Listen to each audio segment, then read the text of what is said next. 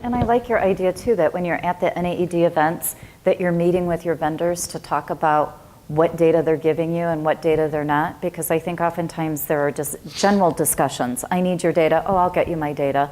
But I think it's important for the manufacturers to see how and where distributors are using the data, because that means that they can go back to their company and talk about the value that they're getting by providing that data. And oftentimes there's a disconnect in that regard as well. Right. So, all right. So we've talked about the roles, we've talked about some of the IT infrastructure, some manufacturing and customer side of things. So how do you work, whether it's internally with your customers or with your vendors, to really get adoption of these new tools or technology that's taking place? How does that pan out? Well, for Womack, one of the things, getting on the adoption side with our employees, I think it's easy for IT to see an application and see the value in it and put it out there and expect or have an expectation that their employees are going to see the value in it too and pick it up and start using it. And I think everyone in this room agrees that that doesn't happen. And what I try to do is exactly what Phil was saying earlier, is I go out and visit the branches. I need to understand the process that the warehouse guy goes through, understand the process that the counter guy goes through, inside sales, outside sales, and understand their day-to-day responsibilities. And then it's my job to figure out how I can show them that this application will save them time or increase their productivity or help them do their job better. And when you can show that to them and they can see the value in it, that's when the adoption occurs. And that's not an easy process. I think for Womack, on that slide you had 31 locations. We actually have 18. I don't know how that happened. Oh, I'm sorry. But, hey. I mean, so it's easier for me to go around and physically do that versus a company the size of Phil's when you got 1,900 employees.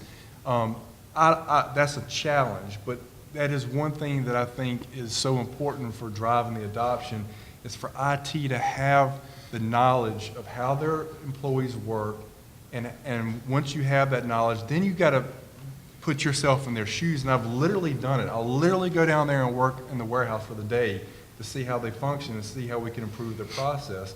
And then when you have that application that you're trying to put in, that will help drive the adoption. And you know, that's taken years of experience to kind of learn how that works. But in my opinion, that's the best way to drive adoption from my experience. For us, it's in our department or the team, we treat the users, the customers, vendors, we treat them all as customers. Exactly. So for us, it's a sales experience, even with the warehouse person, as it would be for a customer if we're doing an on-site inventory. So we meet with the people, it doesn't matter who they are, if it's a warehouse or whatever, and you know, we try to give them the features and benefits, just like if you're in sales, you got features and benefits, right? I mean, that's the rule number one when I go to a sales call, is to pitch that. And hopefully you can get a champion, and that's my goal, is to always find a champion that will take on the project and move forward. Although there are times every company has to make changes that are not necessarily popular changes. And those require a little different twist, and sometimes you do have to, you know, work on still getting a champion, but obviously there's going to be some push down from management above. But that's the adoption side, is to sell it and then to train the heck out of it.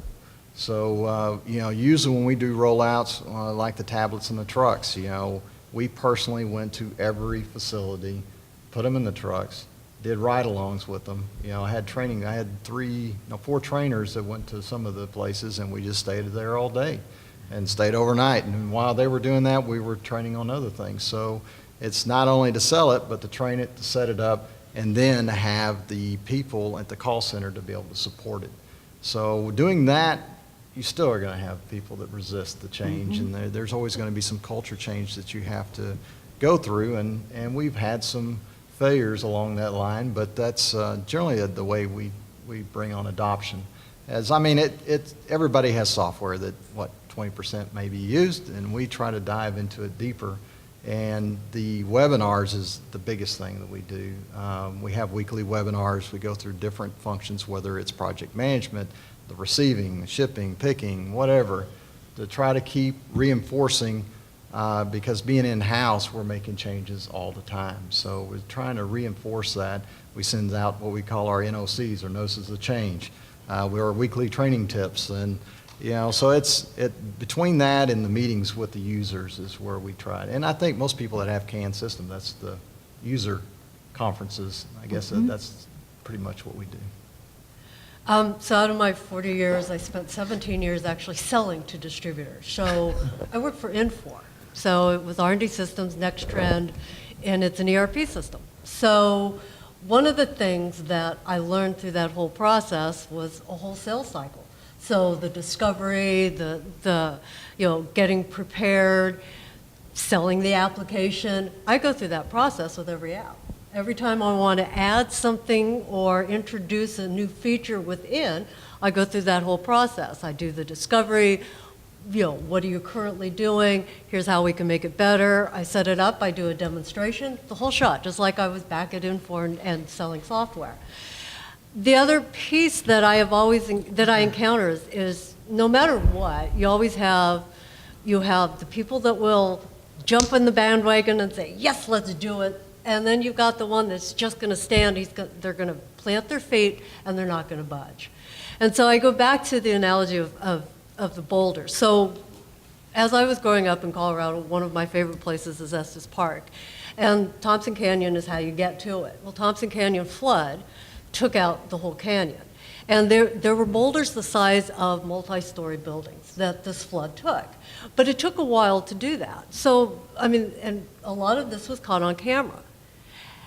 Watching this boulder, I'm thinking of some of my IT people that are immovable objects. They're not going to move.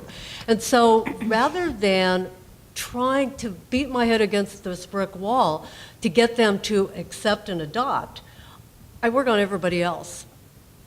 And so I create the floodwaters that go around this immovable object.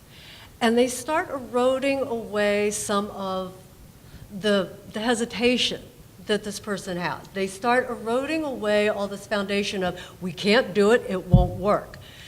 And start rolling it away, and all of a sudden that person starts to move. You start seeing this boulder move. Well, that's exactly what those floodwaters did. That's how they moved that immovable object, is they eroded everything around it. They removed the reasons to reject the change, and all of a sudden they moved as well. So I keep that in mind, thinking if I get things moving around, they'll start to move with me. Mm-hmm. Excellent. And I think too that when we, as I stop and reflect, there are certain software systems where the users don't necessarily have a choice in terms of adoption. When you make a switch from an ERP to a new ERP, they got to go with it, right? They're kind of forced. They don't always like it, and you're going to have those that love it. And as you say, the enthusiasm can kind of carry others along with them.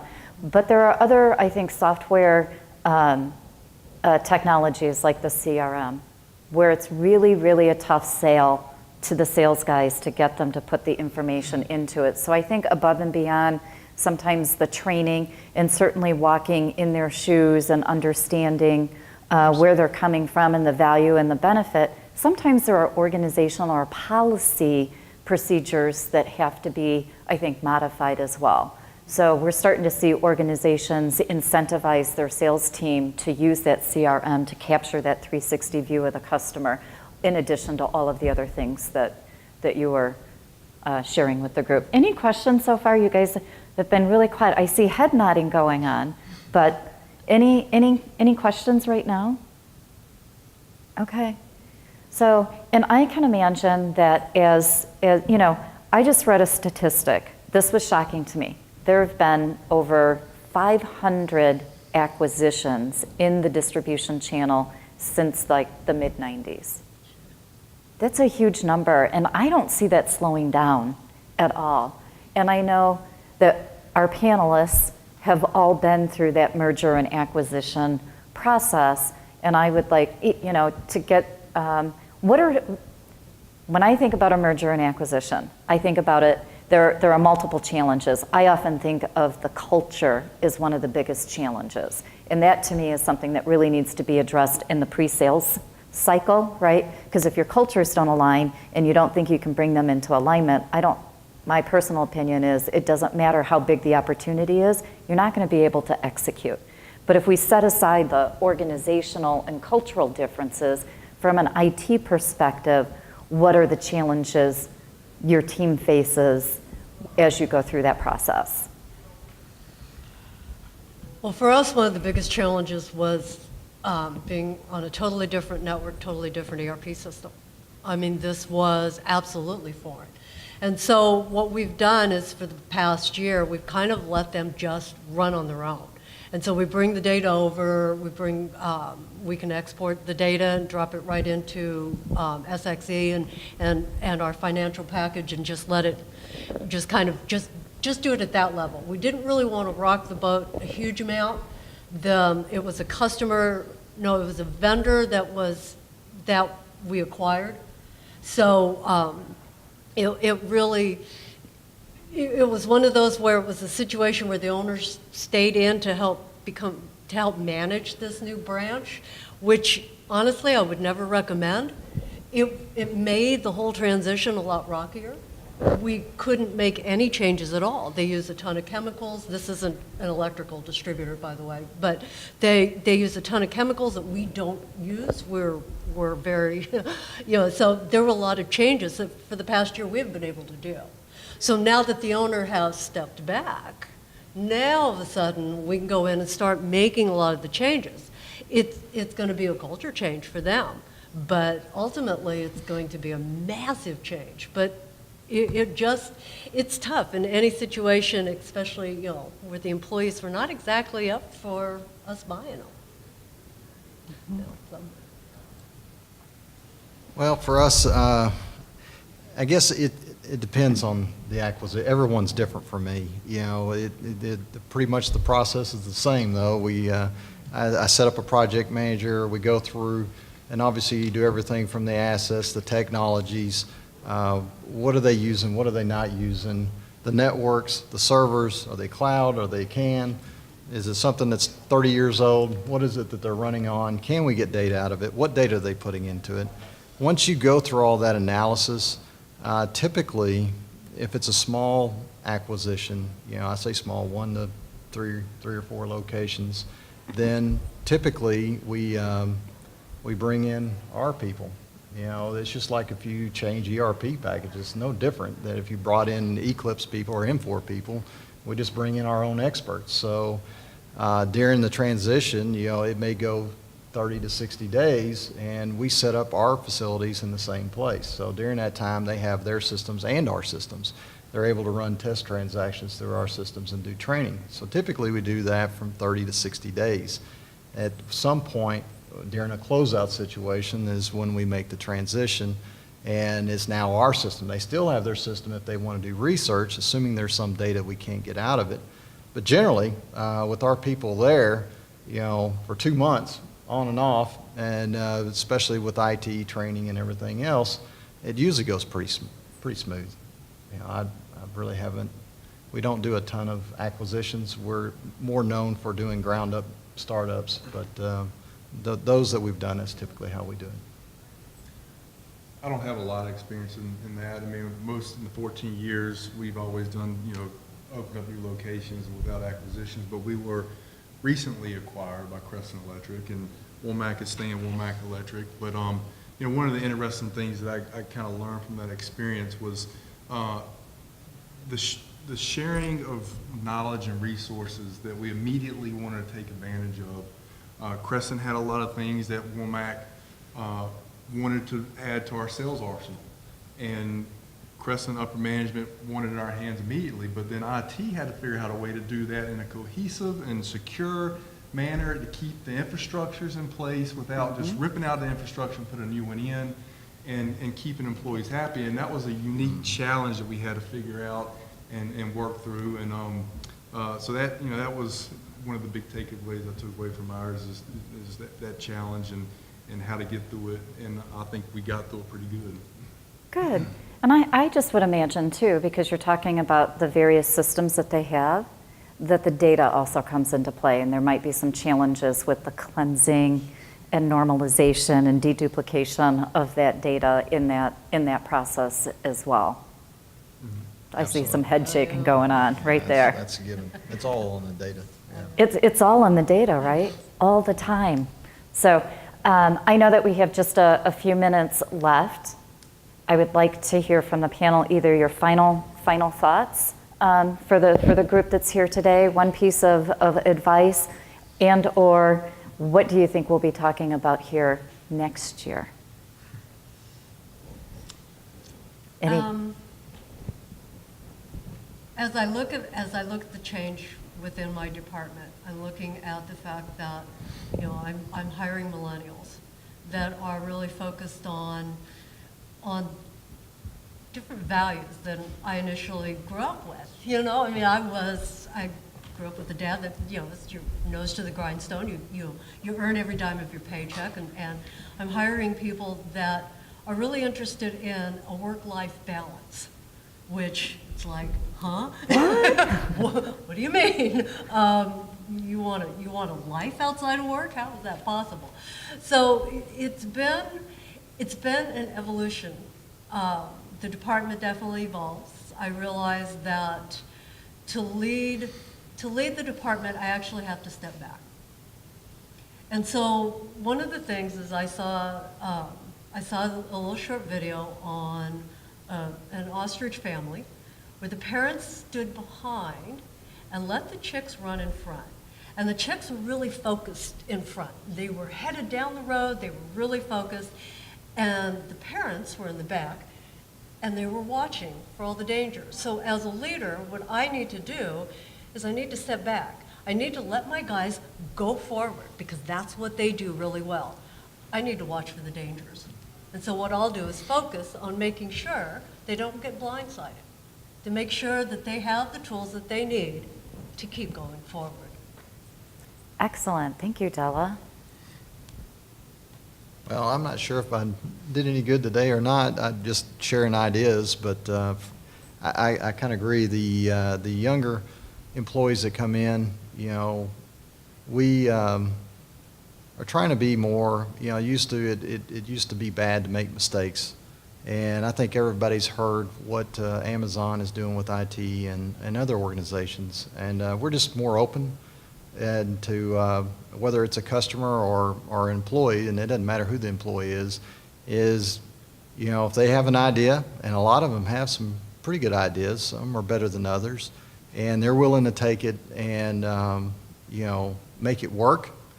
The two things you get out of it is buy-in, so they're more loyal, and when it comes to it, they're more constructive, even if they make mistakes. And some of them can be a little costly, but you just have to make sure that you're the parent that watches for that. But overall, I have to admit, your employees know the organization as well or better than you think. At least mine do, for sure. So I rely on them a lot.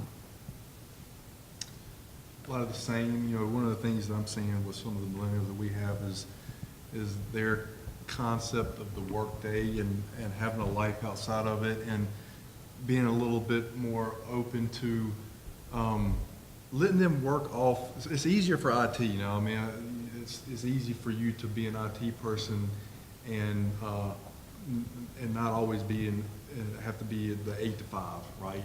Mm-hmm. And allowing them to be the remote work and get out of the office. There's lots of distractions in the office, and dealing with those distractions. And I'm 36, I'm not that old, but I'm very much a 8 to 5 kind of guy, and even having being flexible, that's a little strange to me too, but it's paying off. It really is, and I'm actually got to the point where I'm sending one of my guys, I'm telling him not to come in the office because he's getting so distracted he can't get his, interruptions.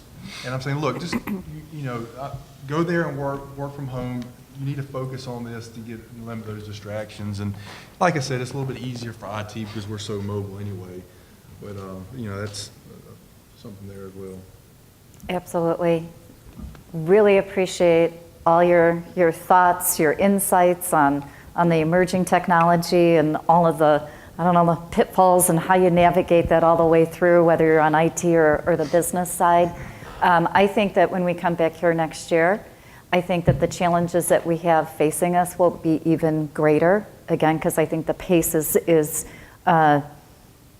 advancing so quickly. But also, we haven't talked about big data yet, which is the analyzation of all of the customer behaviors and how do we really take advantage and leverage that. And I think when you start talking about the big data, it's volumes of data. So how are we going to effectively take all of that data in? How are we going to manage that? And how are we going to gain some additional insights into that whole process, right? Yeah. So with that, please join me in thanking Robert, Phil, and Della for their time today.